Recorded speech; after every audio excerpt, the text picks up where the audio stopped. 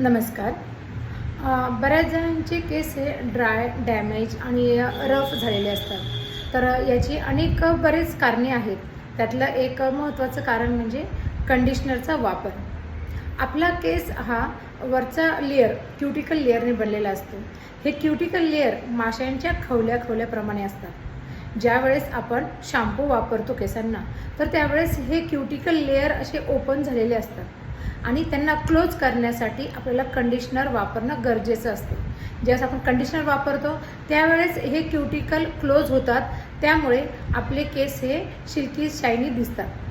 Conditioner केसांना वापरल्यामुळे केसांचा ड्रायनेस कमी होऊन मॉइश्चरायझर वाढते, केसांची सॉफ्टनेस, शाईन वाढते. पण कंडिशनर हे स्काल्पला न वापरता मिडल टू एंड या लेंथवर कंडिशनर वापरणं अत्यंत गरजेचे आहे. धन्यवाद.